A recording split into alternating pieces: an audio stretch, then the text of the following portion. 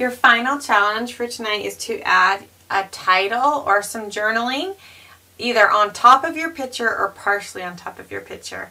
This is a really fun thing to play around with, and when you have a large photo like this, it really works well.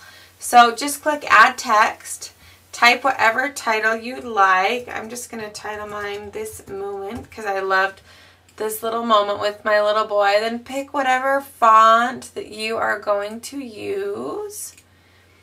And then go ahead and just position it where you think you might want it. And I'm going to show you just a couple little things that you can do to make it really stand out. So first of all, I'm going to change my size so it's a little bit bigger so you guys can see it.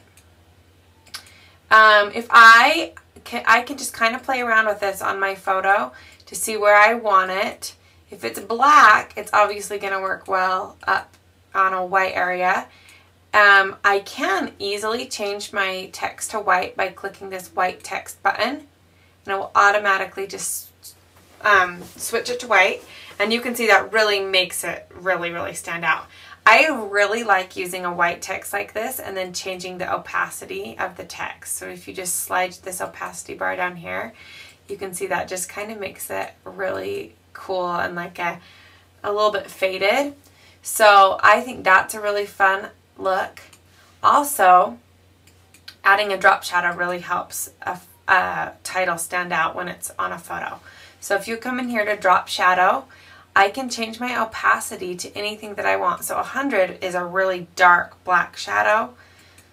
You know, down here you can hardly see it at all. So I usually do mine about in the middle, and then I want you to always remember that you can move this drop shadow around. So this might be new to some of you if you're new to our crops. You can move this drop shadow, so if you want it more of an exaggerated shadow or a tighter shadow. So play around with that. You can put it, you know, up on the top, bottom, wherever you like it. So I like mine about like that, and about my opacity about in the 60s is usually where I do it. Then you can also change the color of your shadow, which also creates a fun look. So I'm going to go ahead and show you just this black shadow so you can see that really pops it off.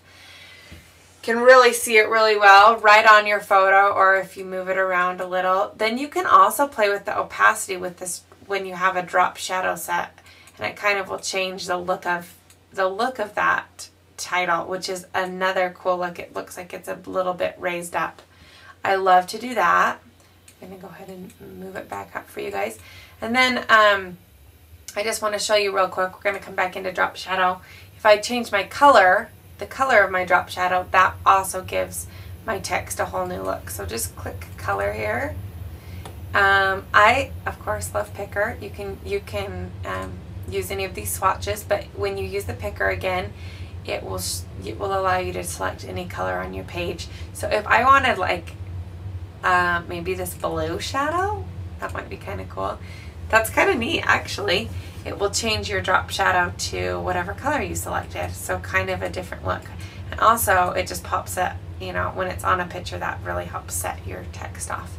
So go ahead, play around with your text, put it somewhere touching your photo, either overlaying your photo, or I might just leave mine down here. I kind of like that. But I like it hanging off a little bit onto my photo. So go ahead and play with it. You can add drop shadows, change the color, do whatever you'd like, move it around, and I'll be excited to see what you come up with.